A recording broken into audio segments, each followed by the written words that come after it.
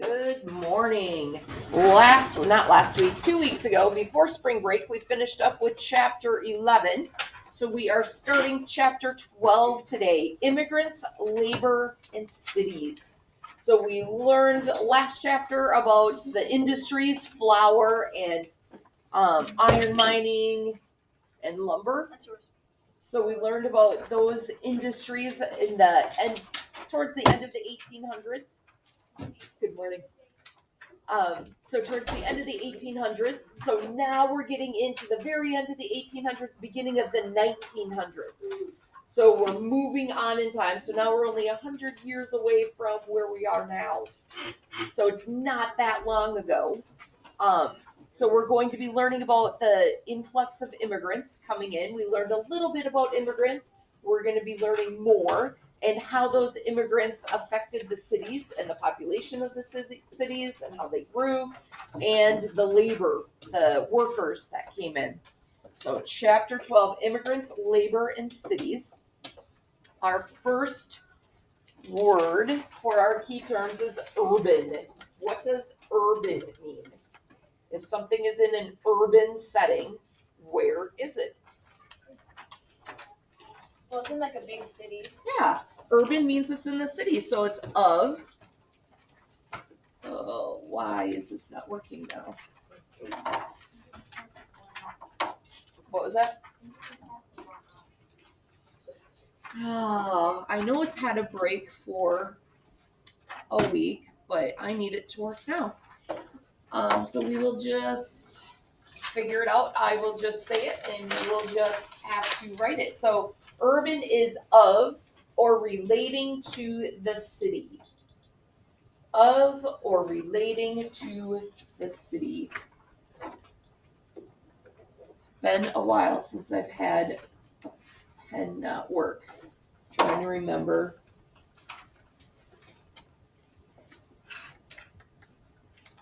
I wonder if maybe I recalibrate it. Maybe that'll get it working.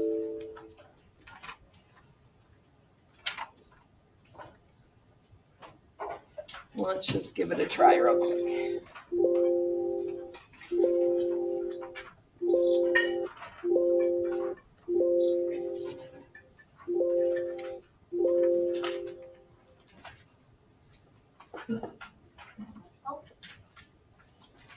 Oh my goodness.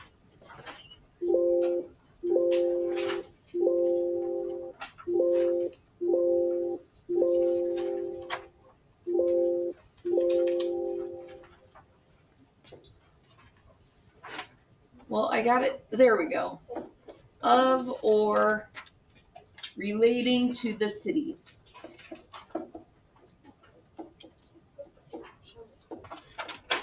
So when we say something is urban, we're saying that it's in the city. So urban is the same as city. So then what is rural? What's the opposite of city would be what, Paul? The country. So it can be urban or it can be rural. So rural is of or relating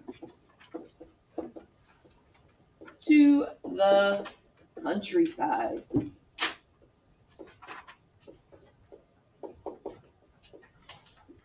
Where do we live in relation to the big city? Because we're not in the big city. We don't live in Minneapolis. What do we call where we live? Yeah, it's suburban. So we have urban is the city. Suburban is the area just outside of the big city. So we are cities. We're not the country. We don't have acres and acres of land. Okay, we're not big, huge farms. We're not a bonanza farm. Okay, we're not the countryside. But we're not the big city. We don't have the big skyscrapers.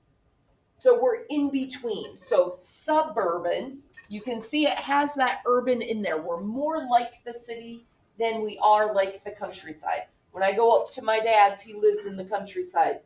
And there's farms all surrounding him. He doesn't have neighbors close by at all. That would be the country. We're not like that. When we have our neighborhoods, we've got our downtown areas. So the suburban is more like the urban, but we're just not the big city. We're not all the way into Minneapolis. Working class. Shh. Who can tell us what the working class is? Edward. Oh, I thought you had your hand up. Okay. Does anybody want to tell us what working class is? Paul? People who work for hourly wages usually in jobs that require discipline. So the working class are the people who work for hourly wages.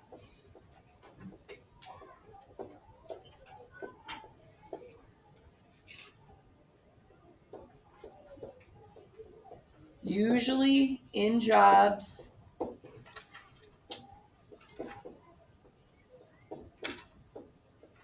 that require physical labor. Can anybody think of an example, even of stuff that we have been learning about in class, of what might be working class? What might be some jobs that the working class people are working? Colin? McDonald's. Say it louder. McDonald's. Okay, so McDonald's, they get paid hourly.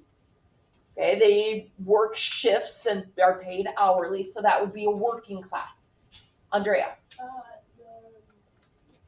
part of my dad's company where the people they make the parts. Yeah, the people making the parts. Think about factories. Think about the sawmill and the flour mill and the iron mines. Those workers that were working those hourly jobs, they're doing that physical labor. That would be the working class. Edward? My dad is a pilot, and he only gets paid when he's in the air. Okay. So sometimes people are paid differently. I have a salary. So being paid hourly, you have a time card, you punch it in and you punch it out.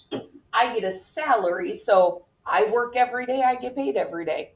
That's my salary. I get paid for doing the work I'm supposed to be doing. So that would be a salary job versus a working class job. Your dad gets paid when he flies, but he doesn't have to punch the time clock. So it's a little bit different. We would call that a professional job versus a working class job because he had to do a lot of school to get that pilot's license. So sometimes you could have that professional job, or like consultants have professional jobs, but they don't necessarily get paid the same way that I get paid. They don't get paid 40 hours a week the way that I do. Working class, they only get paid when they punch in their time clock. They have, it used to be an actual time card that you would put into a machine and it would punch down on it when you started and when you stopped. Now things are more digital and things are a little bit different, but there was, the working class, people that worked at the factories, they had time cards. There's still time cards today for people who are hourly workers. Mateo working at Home Depot would be working class because he punches in and punches out, and he only gets paid for the time that he's actually working. So the working class is opposite kind of the professional class. So the professional jobs are the ones where you go to schooling. You go, and I went to school to become a teacher. You could go to school to become a pilot. So going and getting your college degree, typically once you get that college degree, you're not having to punch a time clock and you get salary. They say, you're going to work so much, we're going to pay you so much. And if you don't get your job done in the time that you're allotted to work, you work overtime and we don't pay you extra for it. We're paying you to do your job, not for the hours that you're working. A boom. A boom is a period of rapid growth.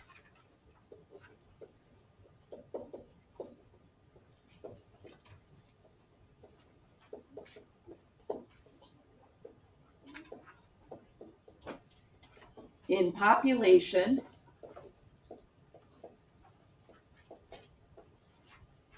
or an economic activity.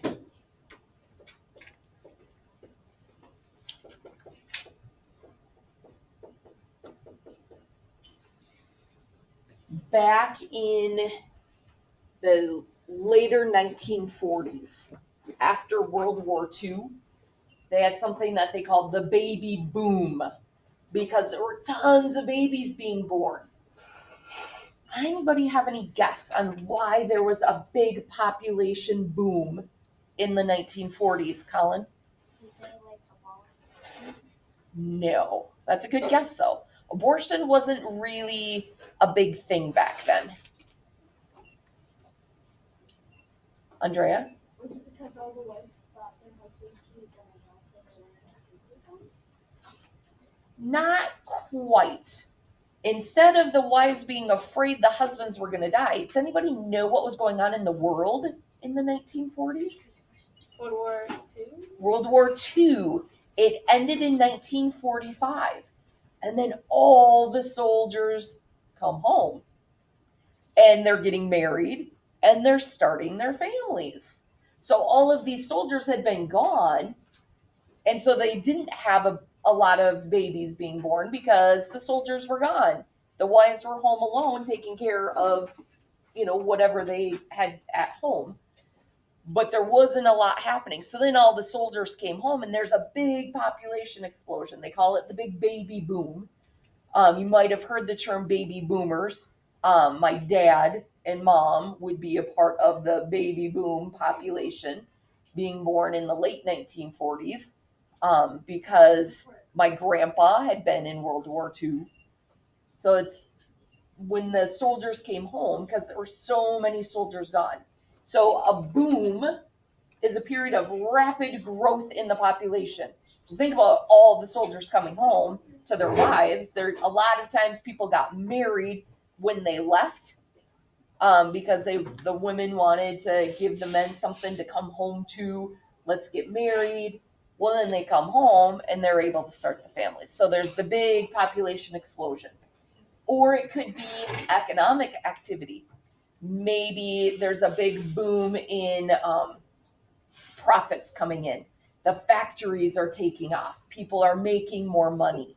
So it could be an economic boom where there's a lot of money, a lot of activity happening, buying and selling of things. We have the labor union. Labor union is an organization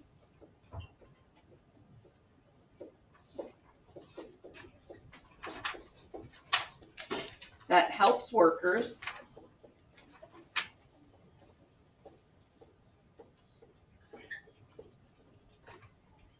get better wages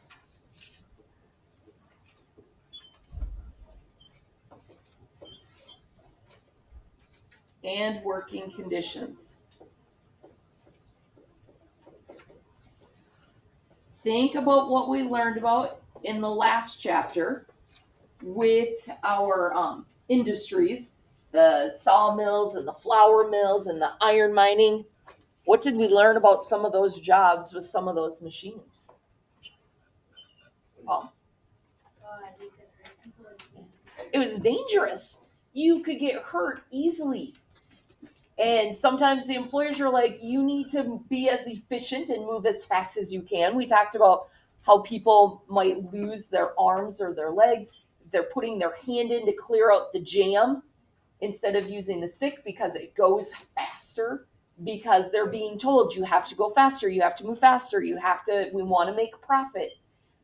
So things like labor unions came about to put in those regulations to say, no, we need to look out for our workers.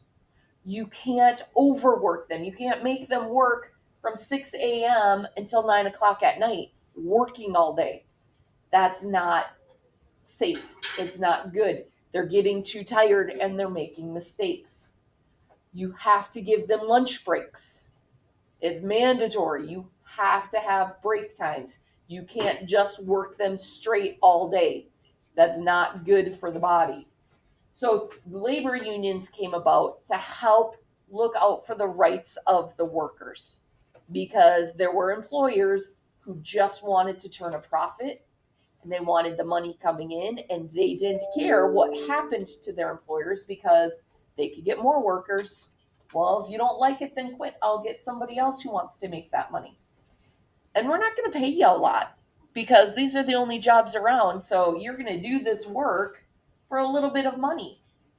And people had to take those jobs. So labor unions helped to get workers the money that they deserve to have for the type of job that they're doing. And they also helped to make it safer conditions that they're working in, better working conditions. There's a lot of controversy these days, 100, 150 years later, with people saying, oh, we don't really need labor unions anymore. Because sometimes labor unions are making things worse for everyone instead of making it better. So there is controversy over, are labor unions a good thing or not? I know a lot of people who have benefited from unions, that they were able to get decent paying jobs. They have good benefits. They have health insurance. They have dental insurance. They have a retirement plan. So unions can help set those things up and protect those things. But then there's people who say, but sometimes the unions are asking for stuff that they don't need. And then stuff like strikes will happen. Who has heard of a strike that just happened recently in the last few weeks? Chase? The one with teachers in Minneapolis. Yeah, the Minneapolis union, teachers union, went on strike. That was before spring break. They resolved it. I think they were on strike for a week and a half. Colin? I also remember the public defenders. Oh, I don't remember that one. But yeah, that would make sense. Public defenders, pilots have gone on strike. Unions will go on strike when they're not getting fair wages, when they're not having good hours that they are made to work. The Minneapolis Teachers Union went on strike because they had too many kids in the classes and they needed smaller class sizes to be able to effectively teach the kids. And I don't remember all of the reasons that they went on strike. So there are some people that say, yeah, we need to be able to go on strike so we can be taken care of and we can get what we need. But then there are people who say, oh, we shouldn't be going on strike because look at all the kids that missed out on school while the teachers were on strike. And there are people saying, well, what you're asking for is a lot of money and the school district doesn't have that money. So how are we going to make this happen? So they needed to come to a compromise on, well, we might not be able to reach all of your demands, but we can meet some of them. So we have to give a little bit and you have to give a little bit so we can compromise and get back to work. So a strike is a refusal to work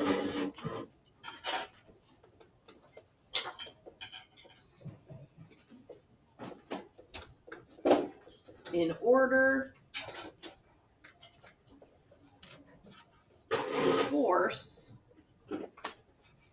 an employer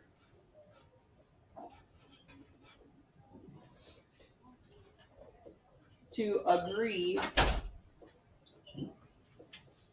to demands. So sometimes we need to strike because the employer's refusing, and it's not good. It's not good for the workers. It's not good, like for the Minneapolis school district. It wasn't good for the students, the types of classrooms that they were having to be in. So they go on strike to get their demands met. Like I said, sometimes people are saying, well, but you're demanding stuff that you just can't have. We can't afford it. So you have to be really careful that you have realistic demands when you go on strike, that it is something that can be met. If you go on strike saying, well, if I went on strike saying I want to be paid $1 million, is that a realistic demand? No, they're going to say, you know what? Then go. We'll find somebody else to be a teacher in your classroom. We can't afford $1 million for you. So you can't demand things that aren't realistic, that they can't give you. So you have to keep it realistic. Otherwise, your strike is for nothing. You're not going to get anything positive out of it. Strikes have helped sometimes, and sometimes when people go on strike, they end up losing their jobs because it goes on. When you're on strike, you don't get paid. So even though I'm a salaried employee, if I went on strike, my employer wouldn't be paying me because I wouldn't be performing my job. If I'm not in the classroom teaching, they're not going to pay me anything for it. So it's really hard for workers who go on strike because they have to have money saved up so they can pay their bills, they can buy their food. So going on strike is not an easy thing. It's not something that anybody wants to do, but it's sometimes what needs to happen to kind of wake up the employer that things need to change. Like I said, there's controversy back and forth. Some people think that unions are a good thing and being able to go on strike is a good thing, and some people prefer not to have unions and they can just work things out in other ways. A citizen is a person born or naturalized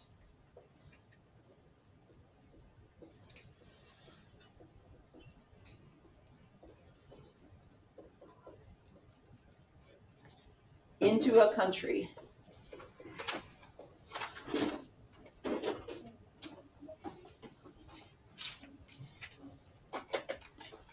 who is entitled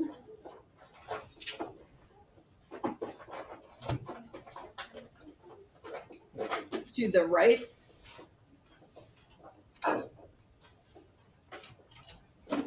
provided by its government.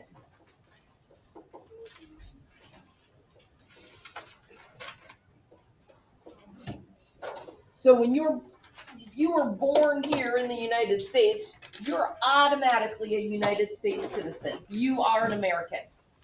Somebody like Mr. Gambino's dad was born in Sicily, over in Italy, and he came over and immigrated to the United States. So he was not a United States citizen. So he didn't have the same rights that Mr. Gambino's mom had because she was born here in the United States. He didn't have the same rights. He couldn't vote in the elections. There were certain things that he couldn't do because he wasn't a citizen. When he became a citizen, he had to take classes and study and take a test so he could be naturalized. And he went in and he swore that he would be a good citizen of the United States, and he was made a United States citizen. Colin. What if somebody is like born on a plane to another country? So like over an ocean. Sometimes, if both of your parents are United States citizens and you're born in a different country, maybe your mom is in the military and you're stationed over in Germany and you're born in Germany, but mom and dad are both United States citizens, you'll get something called a dual citizenship, where you are both an American and a German citizen. So you can have dual citizenship if your parents are from a different country and you're born in that country. So it'd be the same thing if you're on an airplane and you're born, whatever the nationality of your parents are, I think that's what you would be. Different countries have different rules regarding this. I think because Mr. Gambino's dad is Italian, even though Mr. Gambino was born here in the United States, he could claim Italian citizenship because his parent is Italian. We were just looking into that. His cousins were talking about it. So different countries have different rules regarding citizenship. For the United States, you need to be born in the United States. You need to be born by United States parents, or you need to be naturalized. You need to go through the process to become a United States citizen. Andrea.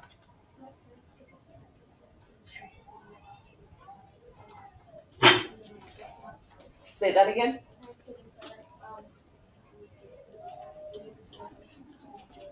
Very cool. So do you know what kind of classes they have to take, or what do they have to do to become U.S. citizens? You have to take this test. So there's like 100 questions, Mm-hmm. and then you study for all 100 just in case, and then there's 10 questions, and you have to get like 70% right so you can become a United States citizen. And then like 2 months later, you get a passport, and you have to sign the oath, and then there's a part of it as well. So a few years ago, I was able to take my 5th grade class to the courthouse down in Minneapolis, and we got to witness a naturalization hearing. I don't know, the process. So we got to witness people being sworn in as American citizens, and it was a pretty big deal. So they had already taken the test that Andrea was talking about. You have to pass the test. You have to get 70%. So that's a passing score. That's 70%. You have to pass the test that you have enough knowledge about what it means to be an American citizen. Because you can't just say, oh yeah, I want to be an American and not know what that entails. You need to understand how our government works. You need to understand what a good citizen, what they need to do. So you sometimes people take classes, there's books to study, so you can pass the test. It's about history, it's about the government. And then once you pass the test, you can go to the naturalization process, the swearing in, where you can go to the court and a judge will make you, make you into American citizens. Paul, what did you want to add? When my mom was taking her citizenship test a year ago, Mhm. I was helping her study, and some of the questions were like about Martin Luther King and stuff. So Sure. there's a variety. Yep. So there'll be some, like I said, some on government, like how we learned about the 3 different branches of the government. Some of it will be on history, maybe the wars that we fought in, maybe about historical figures like Martin Luther King Jr. So important people, important events, people need to understand and be aware of those. Okay, so I would love to talk more about this, and this will come up more as we go through the chapter, but our time is done for today. So if you're listening at home, we hope you are well.